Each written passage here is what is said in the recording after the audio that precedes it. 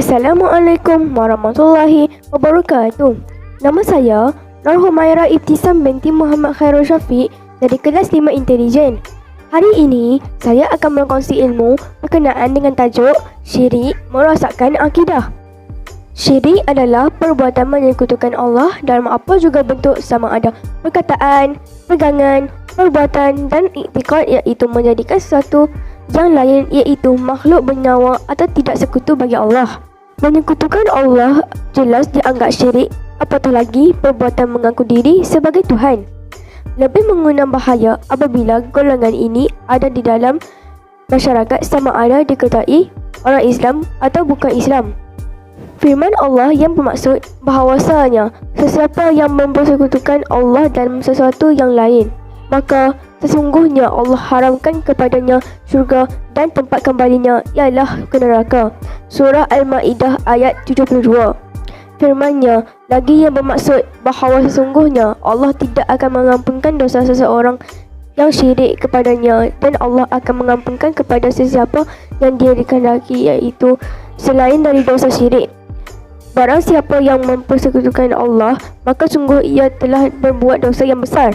Surah An-Nisa ayat 48. Penegasan bahaya syirik tidak terhenti setakat itu saja, malah ditegaskan lagi melalui sabda Rasulullah SAW yang bermaksud, tidakkah pernahkah aku menyatakan kepada kamu mengenai dosa yang paling besar?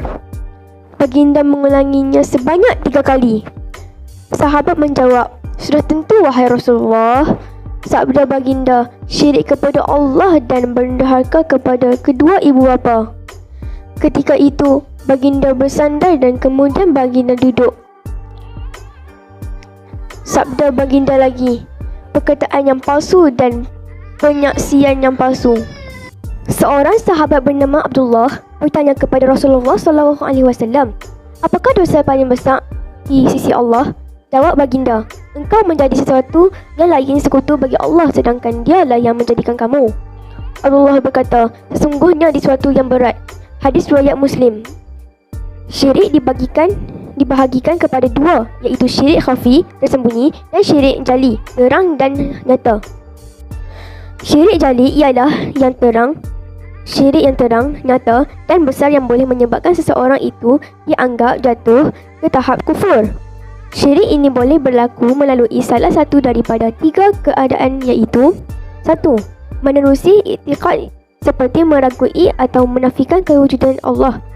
Justru mana-mana kefahaman yang meragui dan menafikan kewujudan Allah, seperti kefahaman komunis dan etis, dan adalah jelas syirik.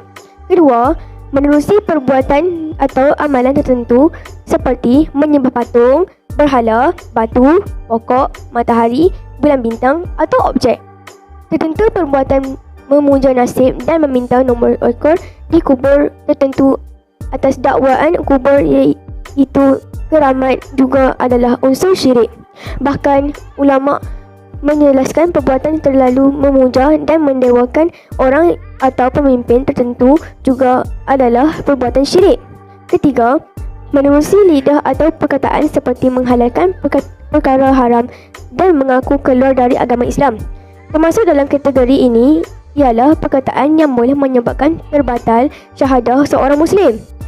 Syirik khafi ialah syirik yang kecil dan tersembunyi yang menyebabkan hilang atau luputnya pahala seseorang. Syirik itu banyak berkaitan dengan perbuatan riak di dalam beramal atau melakukan sesuatu perkara.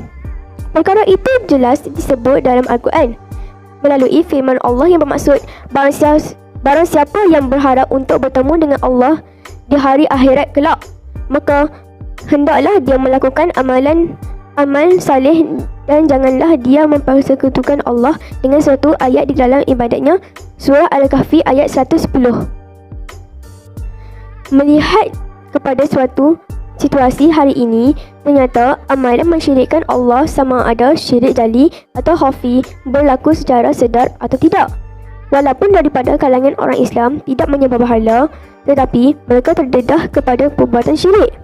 Kepercayaan kepada tempat keramat, keyakinan secara membuta tuli terhadap bomoh atau dukun, penggunaan tangkal dan azimat, menyembah kemewahan dunia dan material, keyakinan rezeki seperti gaji dan upah datang daripada manusia, dan bermacam lagi adalah antara amalan yang menjurus kepada syirik. Gejala syirik khafi tidak kurang hebatnya dengan leluasannya gejala riak, beramal untuk manusia, perasaan dengki, mengharap redha manusia, bermuka-muka, tidak ikhlas, memandangkan amalan syirik memang menguasai hidup umat Islam kini.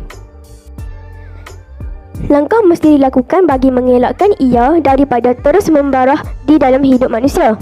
Langkah seperti penerangan mengenai bahaya syirik, menerusi seminar, ceramah, bengkel dan seumpamanya. Anggota masyarakat seperti didedahkan dengan bahaya syirik supaya mereka dapat membezakan apakah pekerjaan dan perkataan mereka selama ini mengandungi unsur syirik atau sebaliknya. Sekian itu sahaja. Sekian, terima kasih.